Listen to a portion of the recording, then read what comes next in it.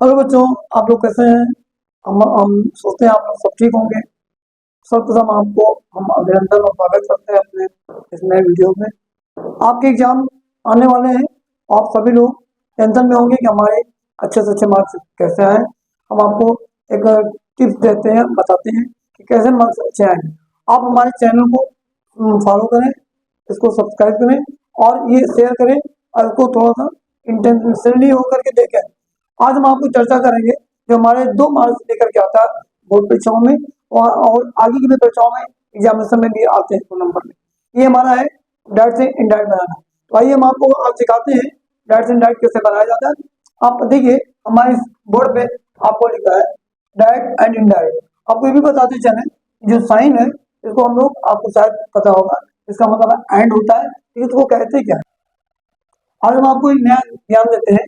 शायद आपको ये आप ये साइन को तो आप देख रहे होंगे, इसका अर्थ भी समझ पा रहे होंगे, लेकिन ये नहीं समझते उसको कहते क्या है। इसको हम लोग एम्परसैंड कहते हैं। और एम्परसैंड आपको ये भी बता दें कि हमारे 26 लेटर्स के उपरांत जेड के उपरांत लिखा जाता है। इसको हम 27 लेटर्स कह सकते हैं अल्फाबेट का। अब आइए हम आपको समझाते हैं डायरेक्ट से इनडायरेक्ट में कैसे बदलते हैं, हमको आप गेम बताएंगे। पहले आप ये समझ लें कि डायरेक्ट से इनडायरेक्ट में चेंज किया जाता है तो होता क्या है। एक्चुअली में हमारे यहाँ डायरेक्ट से इनडायरेक्ट बनाने में 2 पक्ष होते हैं, एक कहने वाला, एक सुनने वाला। और एक जो पक्ष होता है उसकी बात की जाती जो होता ही नहीं है, उसके कथन को हम किसी से कहते हैं।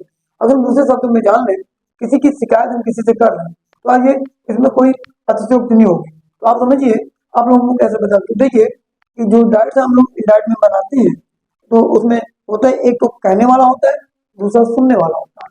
अब आइए हम आपको बताते हैं विस्तार से कैसे क्या होता है। तो देखिए हमारा जो कोई सेंटेंस होगा, सपोज ये सेंटेंस दिया है राम सेज टू श्याम, फिर ये कॉमा लगा, इन्होंने कॉमा लगा, मोहन इज प्लेइंग, फिर स्टॉप लगा, इन्होंने कॉमा बंद हो गया। अब इसमें 2 पार्ट है। पहला तो ये पार्ट आपको जो कोई दिखाई पड़ा होगा जो मैंने मार्क दिया है, यहाँ से यहाँ लेकर के आपको जो है ये रिपोर्टिंग वर्ब कहलाता है। क्या कहलाता है? रिपोर्टिंग वर्ब कहलाता है। और यहाँ से लेकर के यहाँ तक जो इन्वर्टेड कॉमा के अंदर बंद है उसको हम लोग क्या कहते हैं? उसको हम लोग रिपोर्टिंग स्पीच के नाम से जाते हैं। इसको रिपोर्टेड वर्ड भी कह सकते हो और रिपोर्टेड स्पीच भी कह सकते हो। अब होता क्या है, तो पहला नियम इसमें जान लीजिए कि अगर ये फैक्ट है, ये रूल्स है, आप अभी पढ़ोगे, आगे भी पढ़ोगे, कोई परीक्षाओं एग्जामिनेशन में के लिए भी पढ़ोगे, ये रूल सब में फॉलो होते हैं। आइए तो पहला रूल नियम क्या है इसका, रिपोर्टिंग वर्ब का टेंस कभी नहीं बदलता। आपको रिपोर्टिंग वर्ब देखो ये है, इसका कोई भी टेंस नहीं बदलता, जिस भी टेंस में होगा उसी टेंस में इसको लिखा जाएगा। दूसरा नियम क्या है, यदि रिपोर्टिंग वर्ब, ये रिपोर्टिंग वर्ब प्रेजेंट फ्यूचर के कोई भी टेंस में हो, या प्रेजेंट टेंस में हो या फ्यूचर टेंस में हो। हमें ये भी पता है कि प्रेजेंट टेंस में 4 टेंस होते हैं, present indefinite, present continuous, present perfect, present perfect continuous. उसके पश्चात फ्यूचर में भी यही होता है, future indefinite, future continuous, future perfect, future perfect continuous. तो इनमें से कोई भी अगर टेंस आप में मिलेगा रिपोर्टिंग वर्ब, तो कोई भी टेंस में हो तो क्या होता है, रिपोर्टिंग स्पीच का टेंस कभी नहीं बदलता। ये भी आप रूल है जो प्रैक्टिस में उसके पश्चात दीजिए। अब क्या होता है, ये जो लगा इतना पार्ट, जितना पार्ट का हम लोग इन्वर्टेड कॉमा, इसको कहते हैं, ये इन्वर्टेड कॉमा हटा देते हैं, इस कॉमा को हटा देते हैं, इन्वर्टेड कॉमा को हटा देते हैं। लगाते क्या है, इन्वर्टेड कॉमा हटा, कॉमा को हटाकर दैट का प्रयोग करते हैं। ये सिंपल से नियम है, यदि आपके मन में ये बैठ गया होगा तो आप अन्वेषण बहुत आराम से कर सकते हैं। अब इसके बाद आगे आपको विस्तार से बताते हैं। तो देखिए इसमें नर्सरी में बदलने के एक नियम और आपको पता है, 3 नियम हम बता चुके हैं। अगला चौथा नियम क्या है, यदि रिपोर्टिंग वर्ब में, यदि ये रिपोर्टिंग वर्ब में है, देखिए अगर से टू आता है, देखिए आप जो ये लिखा हुआ है से टू है तो इंडायरेक्ट में टेंस में बदल देते हैं, और यदि से टू में है तो टेन में बदल देते हैं, फिर से टू है तो फिर टेन में बदल देते हैं, और से टू को 12 में बदल देते हैं। अन्य कंडीशन में अगर मानिए टू नहीं है, या आप ये समझ लें कि ये सब्जेक्ट वर्ब ऑब्जेक्ट, या ऑब्जेक्ट कोई नहीं है और टू लगा नहीं है, तो जो है वैसे ही लिख देंगे, कोई अंतर नहीं होगा, पूरा आपका आंसर सही हो जाएगा। तो और अन्य दशाओं में आरबी आरबी मतलब रिपोर्टिंग वर्ब को जो करते हो लिख देते हैं, उसमें कोई परिवर्तन नहीं करते हैं। उसके पश्चात अब हम आपको वन बाय वन आपको एग्जाम्पल से बता रहे हैं। अब देखिए बच्चों, जैसे इसी सेंट्रल कॉलेज ये तुम्हारा डायरेक्ट है, और तुम्हारे इंडायरेक्ट बनाने जा रहे हैं। इंडायरेक्ट में देखो कैसे बनाए, क्या करते हैं, हमने अभी आपको बताया ये रिपोर्टिंग वर्ब है, ये रिपोर्टिंग स्पीच है। रिपोर्टिंग वर्ब में जो टेंस है वो भी मैंने आपको बताया, अगर रिपोर्टिंग वर्ब प्रेजेंट टेंस या फ्यूचर टेंस के कोई भी टेंस में है तो रिपोर्टिंग स्पीच का टेंस नहीं मिला। तो आप पहले जाने ये काउंट कर लेते, राम से टू श्याम, अर्थ हुआ राम श्याम से कहता है, ये प्रेजेंट इंडेफिनिट में हुआ। और अभी आपको बता के आए तो अपने नियम नंबर 4 में कि से टू को हम लोग टेंस में चेंज करें, तो देखो कैसे करेंगे, इंडायरेक्ट बनना लिखेंगे राम से की हम टेल्स कर देंगे, टेल्स अब टू हट जाएगा श्याम। अब देखिए उसके बाद इन्वर्ट कॉमा को हटा के मैंने बताया था जेड कंजक्शन लगाया जाए, ये इन्वर्ट कॉमा हट जाए, ये कॉमा हटेगा, इन्वर्ट कॉमा हटेगा। अब यहाँ पे जेड लगा देंगे, जेड के पश्चात ये सभी के साथ जोड़ा जाएगा। जेड के बाद क्योंकि ये रिपोर्टिंग वर्ब आपका इधर का प्रेजेंट टेंस में है तो रिपोर्टिंग टेंस में कोई भी परिवर्तन नहीं, बाकी सारे परिवर्तन चलते जाएंगे। तो क्या लिखे, मोहन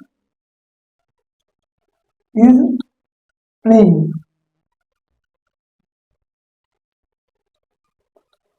ये आपको सेंटेंस कंप्लीट होगा। अब तो देखिए कि ना कितना सरल है, आप थोड़ा सा इंटेंशन लेकर के टेंशन को छोड़ करके आप सीखेंगे, बहुत ही सरल है।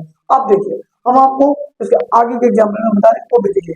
तो जैसे मान लिया हमारा दिया है अगला, अब सेट टू आ गया, मान इसमें अगर सेट टू ना होता तो क्या होता, तो देखिए अगर हमारे ये डाइट दिया है तो मैं डाइट दे रहे हैं मोहन, मोहन सेज, अब हम टू नहीं लगा है, सेज कॉमा लगा देते हैं, कॉमा चालू करते हैं, Ramu is going, stop comma two. ये जान गए कि बोर्ड परीक्षाओं में हाई स्कूल में तो ये आपको आते ही रहता है, और उसमें क्या कहते हैं आपको ये सही करने के लिए आएगा, और वो पंक्चुएशन में यही लगभग सेंटेंस आते हैं। तो आप देखिए क्या इसको हम लोग कर, अब हम लोग उसको इंडायरेक्ट में चेंज करेंगे। इंडायरेक्ट में क्या चेंज कर दीजिए, मोहन से हमने आपको बताया अगर से टू नहीं है तो आप जो करते हो रह जाएंगे, तो हम लोग क्या करेंगे, ये मोहन से को से ही लिख देंगे, कोई इसमें परिवर्तन नहीं करेंगे, और ये वर्ड का मान रहेगा तो यहाँ पे दैट लगेगा, दैट और से उतार दें, क्योंकि ये भी क्योंकि जब प्रेजेंट टेंस है तो ये का टेंस कोई बदलना नहीं।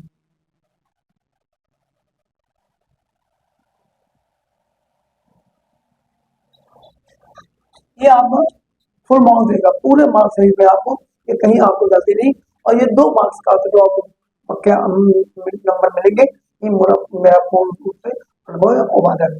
अब हम आपको और भी स्टेप बाय स्टेप बताते हैं जो आपको सीखने और ध्यान देने।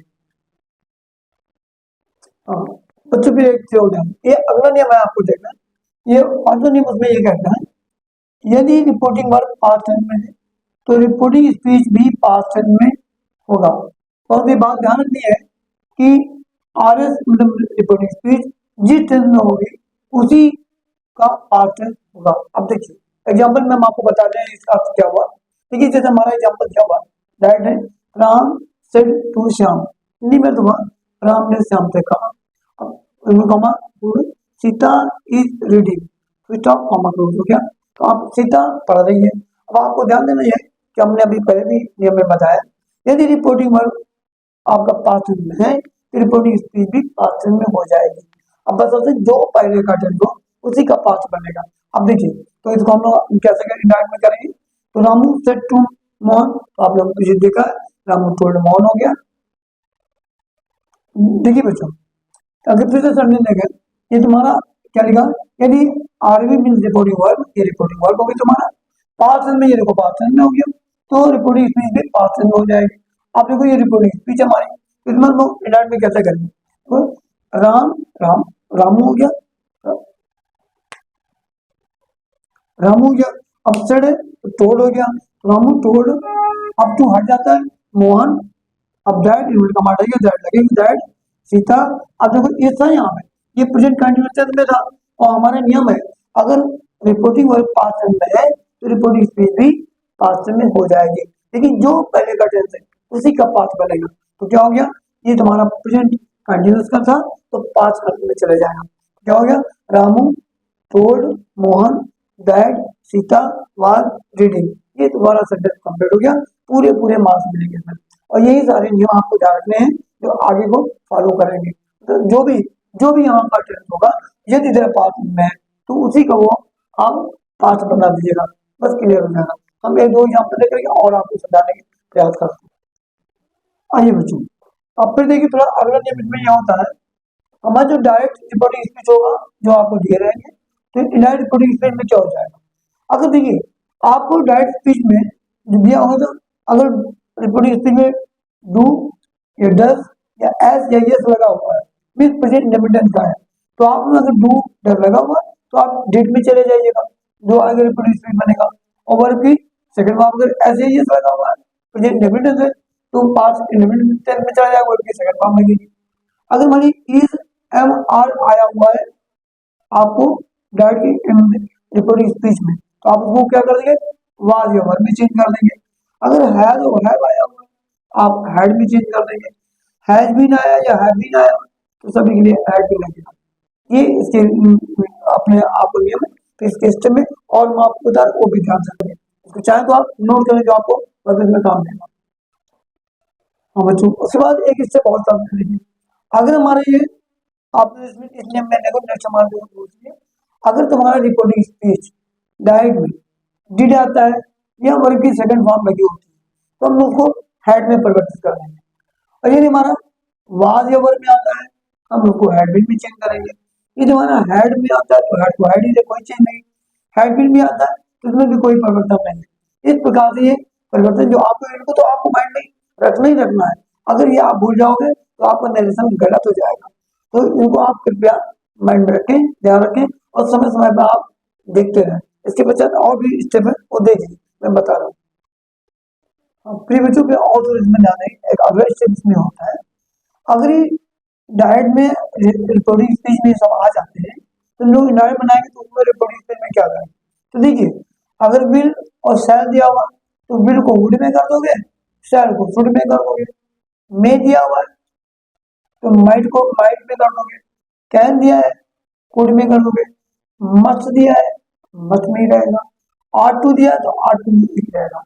परंतु यदि मान लीजिए ऑलरेडी यही तुम्हारे में रिपोर्टिंग स्पीच में आ जाते हैं डायरेक्ट में, उसमें भी कोई परिवर्तन नहीं, जो करते हो वही लिख दिया जाएगा।